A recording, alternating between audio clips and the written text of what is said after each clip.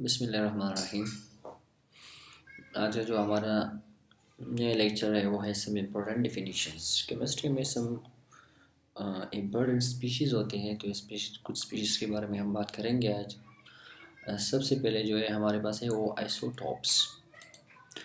तो actually isotopes वो किस्म एटम्स होते हैं जिसके एटॉमिक नंबर सेम हो बट मास नंबर इसके मुख्तलिफ हो, तो इस किस्म स्पीशीज़ को आइसोटॉप्स कहते हैं। मिसाल के तौर पर हमारे पास जो पीरियोडिक टेबल में एलिमेंट्स है वो इसकी डिफरेंस हर एलिमेंट्स का एक आइसोटॉप्स होते हैं। फॉर एग्ज़ाम्पल हमारे पास एक जो कार्बन है वो इसके तीन आइसोटॉप्स हमारे पास मौजूद है। एक है कार्बन 12, एक है कार्बन 13 और एक है कार्बन 14। तो आइसोटॉप्स इन स्पीशीज़ को कहते हैं जिनके एटॉमिक नंबर सेम हो बट मास नंबर इसकी डिफरेंट हो, तो इसको हम कहते हैं आइसोटॉप्स। तो कार्बन के हमारे पास तीन आइसोटॉप है, कार्बन 12, कार्बन 13 एंड कार्बन 14। इसी तरह अगर हम ऑक्सीजन की बात करें तो ऑक्सीजन की हमारे पास भी तीन आइसोटॉप्स है, ऑक्सीजन 16, ऑक्सीजन 17 एंड ऑक्सीजन 18। हमारे पास ये तीन आइसोटॉप्स ऑक्सीजन की है। इस तरह हाइड्रोजन की तीन सब में अगर हम देखें तो इन सब आइसोटॉप्स का एटॉमिक नंबर सेम है। मिसाल के तौर पर अगर हम ऑक्सीजन की बात करें तो ऑक्सीजन की एटॉमिक नंबर जो है वो सेम है। इसी तरह कार्बन की हम देख लें तो ये भी एटॉमिक नंबर सेम है। But the main difference is here that the atomic number, the mass number of each isotopes is different. तो इसी तरह ये कार्बन का आइसोटॉप्स है, ये ऑक्सीजन के आइसोटॉप्स, इस तरह हाइड्रोजन की भी है। तो आइसोटॉप्स उन स्पीशीज़ को कहते हैं जो एक एलिमेंट के एटम्स हो लेकिन एटॉमिक नंबर इसकी सेम हो बट मास नंबर इसके डिफरेंट हो, तो इसको हम कहते हैं आइसोटॉप्स। मिसाल के तौर पर हमारे पास कार्बन 12, 13, 14 है। और ये जो मेन डिफरेंस है, ये मास नंबर की जो मेन डिफरेंस है ये किस वजह से है, तो ये डिफरेंट नंबर ऑफ न्यूट्रॉन की वजह है। इसकी मेन रीज़न जो है वो डिफरेंट नंबर ऑफ न्यूट्रॉन है। ये असल रीज़न जो है ना, ये असल में ये न्यूट्रॉन की वजह से आइसोटॉप्स बनते हैं। तो इसमें अगर हम बात करें, फॉर एग्ज़ाम्पल अगर हम बात करें एलिमेंट कार्बन की हम बात करें तो इस कार्बन में प्रोटॉन 6, इस कार्बन में प्रोटॉन 6 और इस कार्बन में प्रोटॉन 6 है। इसी तरह अगर हम इलेक्ट्रॉन की बात करें तो इसमें इलेक्ट्रॉन 6 है, इसमें इलेक्ट्रॉन 6 है, इसमें इलेक्ट्रॉन 6 है। अगर हम न्यूट्रॉन की बात करें तो न्यूट्रॉन, इसमें हमने जैसा पढ़ा है कि न्यूट्रॉन को हम इस तरह फाइंड कर सकते हैं कि हम एटॉमिक मास से एटॉमिक नंबर को सब्ट्रैक्ट करें। तो a-z 12 - 6 तो ये 6 बन जाएगा। इसी तरह 13 - 6 ये 7 बन जाएगा और 14 - 6 ही 8 बन जाएगा। तो अगर हम देख लें तो ये मेन डिफरेंस जो है वो है इस नंबर ऑफ न्यूट्रॉन में। तो ये हमारे पास कार्बन के आइसोटॉप्स इस तरह, अदर एलिमेंट्स के भी आइसोटॉप्स है। Remember note isotopes having the same number of proton but different number of neutron in the nucleus. मतलब ये जो न्यूट्रॉन, ये असल में जो नंबर ऑफ न्यूट्रॉन डिफरेंट होने की वजह से ये आइसोटॉप्स बनते हैं। इसी तरह अगर हम एटॉमिक वेट के बारे में या एटॉमिक मास के बारे में बात करें तो atomic mass is actually the atomic weight of an element in the average mass of all the isotope. Remember इस तरह नेचर में हर एलिमेंट का अपना अपना आइसोटॉप्स होते हैं। तो इस जिसने हमने ये जो पीरियोडिक टेबल में 118 एलिमेंट्स को ड्रा किया है और प्लॉट किया है, ये एटॉमिक बेस के ऊपर भी है but mainly its atomic based on atomic number. But atomic mass actually ये जो एटॉमिक मास है हमारे पास से असल में एवरेज एटॉमिक मास हमने लिया है जो पीरियोडिक टेबल में हमारे पास अभी मौजूद है। ये हर एलिमेंट का अपना अपना मास होता है नेचर में। तो जो पीरियोडिक टेबल में है वो एक एलिमेंट, हमने इस एक सब आइसोटोप से एक एलिमेंट लिया है और इस हर एलिमेंट्स का अपना जो मास है इन तमाम आइसोटोप्स के हम उसने एवरेज निकाली है और इसी तरह हमने पीरियोडिक टेबल में प्लॉट किया है। मिसाल के तौर पर अगर हम बात करें कि हमारे पास क्लोरीन है, उसकी दो आइसोटोप्स है, एक है क्लोरीन 35 और एक है क्लोरीन 37। क्लोरीन 35 जो हमारे पास है, इसमें जो परसेंटेज प्रोबेबिलिटी और जो नेचर में उसकी अकरेंस है वो है 75%। तो हमारे पास क्लोरीन 35 जो है वो हमारे पास नेचर में 75% है, और क्लोरीन 37 जो हमारे पास है वो है 25%। तो क्लोरीन 35 हमारे पास 25% है, और 37 जो 30 क्लोरीन 35 75%, और क्लोरीन जो हमारे पास है 37 वो है 25%। अगर हम इनकी इसकी एवरेज निकालें तो हम इसकी एवरेज इस तरह निकालेंगे कि हमारे पास फार्मूला है average atomic mass is equal to atomic mass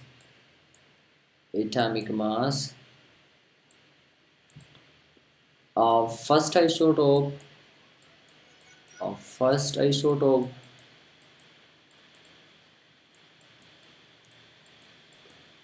multiply by its probability or percentage abundance divided by 100, इसी तरह plus atomic mass of second isotope atomic mass of second isotope multiply its relative abundance or percentage divided by 100, plus इसी तरह और भी आगे हम जा सकते हैं। ये फार्मूला भी हम यूज़ कर सकते हैं, और इसके अलावा ये फार्मूला भी हम यूज़ करते हैं कि एवरेज एटॉमिक मास और वेट बराबर है। ये फॉर एग्जांपल अगर एक एलिमेंट है हमारे पास, और फर्स्ट आइसोटोप जो है हमारे पास उसका जो एटॉमिक वेट है फॉर एग्जांपल वो है W1, दूसरे का एटॉमिक वेट जो है वो हमारे पास W2, और तीसरे का एटॉमिक वेट है वो है W3। और इस फर्स्ट आइसोटोप है इस एलिमेंट का जो हमारे पास इट्स परसेंटेज प्रोबेबिलिटी और पॉसिबिलिटी जो है हमारे पास नेचर में अकरेंस की, तो फॉर एग्जांपल इसका है x1, इसका है x2 और इसका है x3। ये x1, x2, x3 इसकी परसेंटेज पॉसिबिलिटी और प्रोबेबिलिटी ऑफ अकरेंस है, और इसी W1, W2, W3 इसका एटॉमिक मास और एटॉमिक वेट है। तो हम इसी तरह ये वैल्यूज़ हम ही पर इस फार्मूले में पुट करते हैं कि W1 W multiply x1 plus W2 x2 plus W3 x3, W1 W2 W3 हमारे पास atomic mass of first isotope, second isotope and third isotope respectively है। और इसी तरह हम इसको हम डिवाइड करते हैं x1 plus x2 plus x3 इसकी टोटल जो परसेंटेज है हमारे पास इस पर, तो हमारे पास यहाँ पे आ जाएगा इसका एटॉमिक वेट। इसी तरह अगर हम फॉर एग्जांपल क्लोरीन की एग्जांपल ले लें, तो जो क्लोरीन 35 के इसका रिलेटिव अबंडेंस जो है प्रोबेबिलिटी परसेंटेज जो है ना 75% है, और क्लोरीन 37 की 25% रिलेटिव अबंडेंस है। तो इसका रेशो 3:1 आता है। ये डायरेक्टली वैल्यू भी हम पुट कर सकते हैं और उसके रेशो भी। अगर इसके बाद हम इस तरह करें कि W1 जो हमारे पास है atomic mass of first isotope है 35, और इसका जो रिलेटिव अबंडेंस जो है वो 75, और अगर हम के रेशो लिख ले तो वो है 3, प्लस इस तरह सेकंड आइसोटोप का जो हमारे पास मास है वो है 37, और इसका जो रिलेटिव अबंडेंस है वो 1 और 25 भी हम पुट कर सकते हैं। इसी तरह अगर हम इसको 35 को 3 से मल्टीप्लाई करें, फिर 37 को 1 से मल्टीप्लाई करें, और फिर एक दूसरे को ऐड करें, तो ये 142 आ जाएगा। और इसी तरह 3 + 1 4, अगर 142 को हम 4 से डिवाइड करें तो हमारे पास बन जाएगा 35.5। और ये जो हमारे पास सी वेट आ गया, ये हमने पेयर टेबल में प्लॉट किया है। और ये जो क्लोरीन है, ये क्लोरीन का जो हमारे पास एवरेज एटॉमिक मास है वो है 35.5, और एटॉमिक नंबर है 17। तो ये हमारे पास पेयर टेबल में मौजूद है। इस तरह ही हमारे पास हो गया एटॉमिक एवरेज एटॉमिक वेट। इसी तरह नेक्स्ट स्पीशीज जो हमारे पास है वो है isobar. Isobars are the atoms of different elements. Remember वो सेम एलिमेंट्स के एटम्स, आइसोटोप जो है वो सेम एलिमेंट्स के एटम्स होते हैं, और आइसोबार जो हमारे पास है वो डिफरेंट एलिमेंट्स के एटम्स होते हैं। लेकिन इसमें क्या हो, मेन पॉइंट ये है कि इसमें सेम मास नंबर होते हैं, same mass number but atomic number is different. For example अगर हम एग्जांपल ले लें, फॉर एग्जांपल एक है हमारे पास हाइड्रोजन और एक है हमारे पास हीलियम। हाइड्रोजन का फॉर एग्जांपल अगर हम एक आइसोटोप ले लें, एक एटम ले लें, ये है 3H1, और इस तरह अगर हम हीलियम की हम ले लें तो ये है एटॉमिक मास 3 और एटॉमिक नंबर 2। अगर हम इसको देख लें तो हाइड्रोजन में हमारे पास जो एटॉमिक मास है हाइड्रोजन का वो है 3 और हीलियम का भी 3 है। और इस तरह अगर हम इसके एटॉमिक नंबर को देख लें तो ये 1 है और ये 2 है।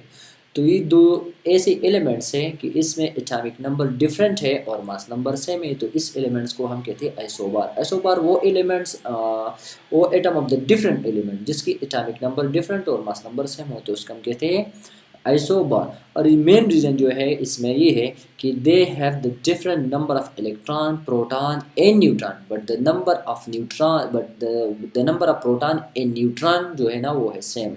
मतलब इसमें हमारे पास इसमें जो 3 एटॉमिक नंबर है, इस हाइड्रोजन एटॉमिक मास 3 है, इसमें प्रोटॉन 1 है और न्यूट्रॉन जो हमारे पास है वो हमारे पास है 3 - 1 2। तो मतलब ये है कि प्रोटॉन 1 और न्यूट्रॉन 2। अगर इसमें हम देख लें कि हमारे पास 2 प्रोटॉन है और अगर हम न्यूट्रॉन निकालें तो न्यूट्रॉन हमारे पास है 3 - 2 इट्स 1। तो मतलब ये प्रोटॉन भी डिफरेंट है, न्यूट्रॉन भी डिफरेंट है। और अगर हम इलेक्ट्रॉन की बात करें तो इसमें इलेक्ट्रॉन 1 है और इसमें इलेक्ट्रॉन 2 है। तो मतलब ये है कि इसमें इलेक्ट्रॉन, प्रोटॉन, न्यूट्रॉन सब तीनों जो फंडामेंटल पार्टिकल है वो डिफरेंट है, लेकिन जो कलेक्टिवली नंबर है न्यूक्लियॉन्स का या प्रोटॉन प्लस न्यूट्रॉन का वो हो सेम हमारे पास होते हैं। तो इसको हम कहते हैं आइसोबार। इस तरह पोटाशियम और कैल्शियम भी आइसोबार है क्योंकि इसका एटॉमिक नंबर 40 और कैल्शियम का भी 40, तो इस वजह से ये दोनों आइसोबार हैं। हत्ता कि हर प्रोटॉन, इलेक्ट्रॉन, न्यूट्रॉन तीनों एक दूसरे से डिफरेंट, इसमें 20-20-20 है और इसमें 19-19-21 है। इसी तरह isodiaphers are the atom of the different element. जिस तरह हमने आइसोटॉप को पढ़ा था तो ये भी डिफरेंट आइसोबार को पढ़ा था। इस तरह ये हमारे पास डिफरेंट एलिमेंट्स के एटम है जिसमें same difference number of neutron and proton, मतलब मास नंबर भी हम कह सकते हैं कि हमारे पास जो डिफरेंस है न्यूट्रॉन और प्रोटॉन की ये सेम आते हैं। फॉर एग्जांपल हमारे पास एक है बोरान और एक है हमारे पास कार्बन। कार्बन का एटॉमिक मास फॉर एग्जांपल है mass number it's 13, atomic number is 6। Boron का एटॉमिक मास नंबर इज 11 और एटॉमिक नंबर इज 5। अगर इसमें हम ये स्टडी करें कि हमारे पास बोरान में प्रोटॉन जो नंबर ऑफ प्रोटॉन है वो है 5, इस तरह कार्बन में है 6। अगर हम इलेक्ट्रॉन की बात करें तो इलेक्ट्रॉन इसमें है 5 और इसमें है 6। इसी तरह न्यूट्रॉन की अगर हम बात करें तो 11 - 5 इट्स 6 और 13 - 6 it will be 4 and 3 it's 7। तो नंबर ऑफ़ न्यूट्रॉन जो है इसमें डिफरेंट है। अगर हम इसके प्रोटॉन और न्यूट्रॉन की डिफरेंस निकालें, फॉर एग्जांपल अगर हम कहें कि n-p जो वैल्यू है number difference between proton and neutron, तो ये n-p 6 - 5 बन जाएगा, तो ये हमारे पास आएगा 1।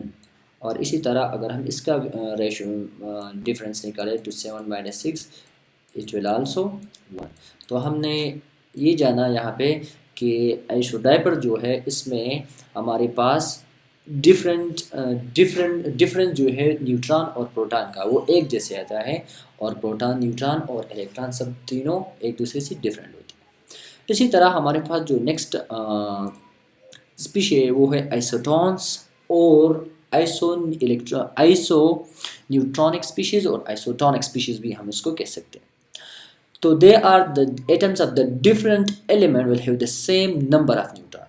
मतलब प्रोटॉन, इलेक्ट्रॉन सब दोनों डिफरेंट होती है, लेकिन जब नंबर ऑफ न्यूट्रॉन की आती है तो न्यूट्रॉन का नंबर दोनों एलिमेंट्स में और दोनों स्पीशीज़ में सेम होते हैं। हमारी मिसाल के तौर पर हम अगर ले लें एक हाइड्रोजन है और एक हमारे पास हीलियम है, तो हाइड्रोजन का एटॉमिक मास नंबर है 3 और हाइड्रोजन का मास नंबर है हीलियम का है 4 और एटॉमिक नंबर है 2। इसी तरह अगर हम इसमें प्रोटॉन स्टडी कर ले तो प्रोटॉन इसमें है 1 और इसमें है 2।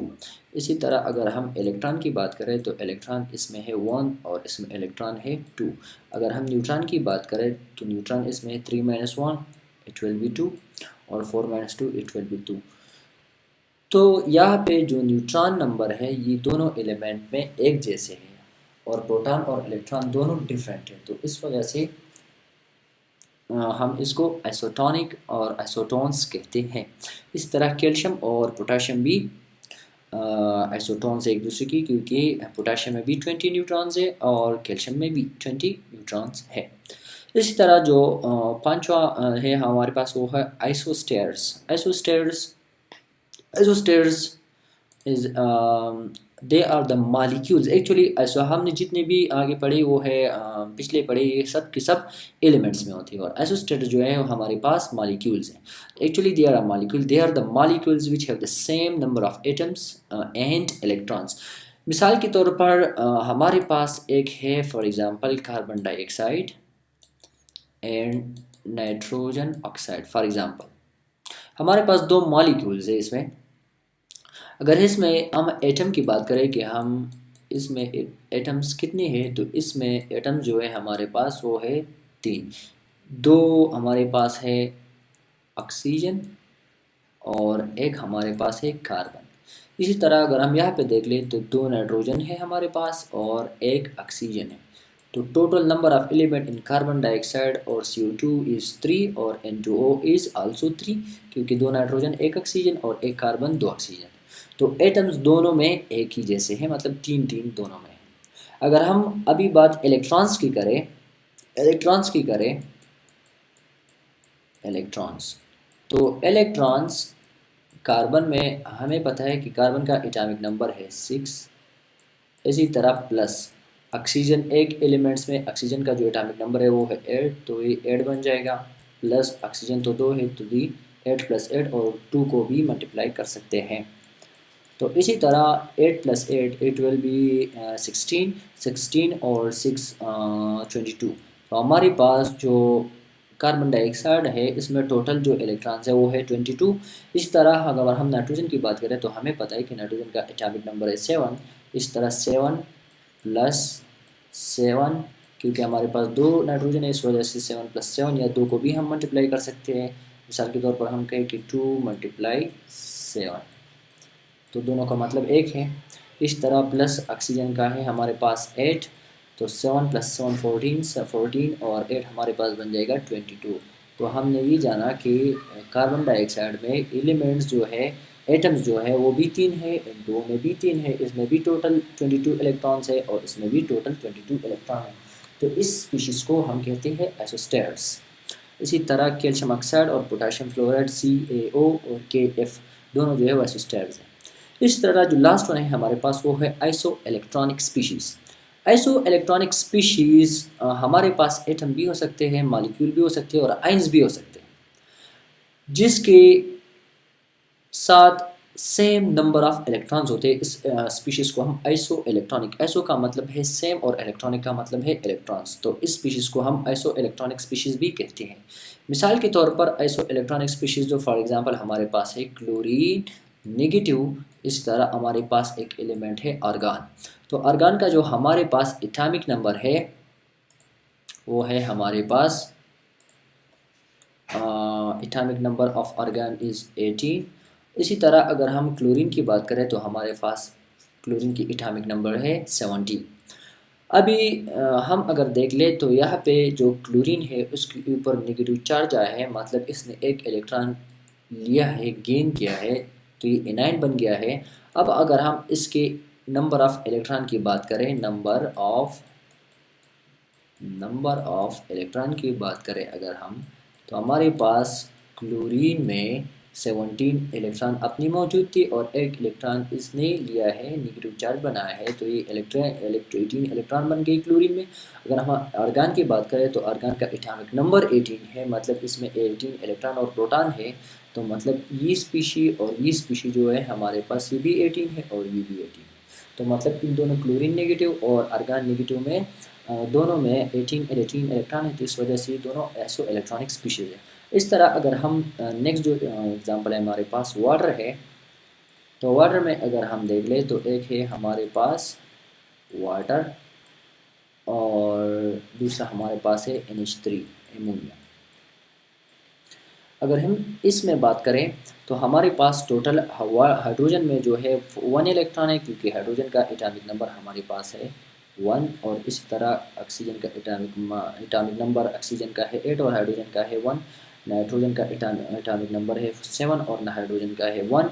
इस तरह अगर हम नंबर निकालें तो हाइड्रोजन 1 और ये 2, मतलब ये हो गया कि है 1 मल्टीप्लाई 2, एक हाइड्रोजन में 1 तो 2 हाइड्रोजन में मल्टीप्लाई बाई 2 करेंगे। इस तरह ऑक्सीजन में है 8 और ये 1 है, तो 2 1 ज़ा 2 और प्लस 8, ये बन जाएगा 8 + 2 10। तो हमारे पास H2 में टोटल 10 इलेक्ट्रॉन है। इस तरह अगर हम नाइट्रोजन की निकालें तो 7 प्लस हाइड्रोजन, एक हाइड्रोजन में एक है तो ये 3 से मल्टीप्लाई हम करेंगे, तो ये बन जाएगा 7 3 1 ज़ा 3, 7 + 3, तो ये हमारे पास बन जाएगा 7 + 3 इट्स 10। तो मतलब कि हमारे पास इन H3 में और H2 दोनों में हमारे पास सेम इलेक्ट्रॉन्स हैं। इस तरह हमारे पास बन के SO इलेक्ट्रॉनिक स्पीशीज़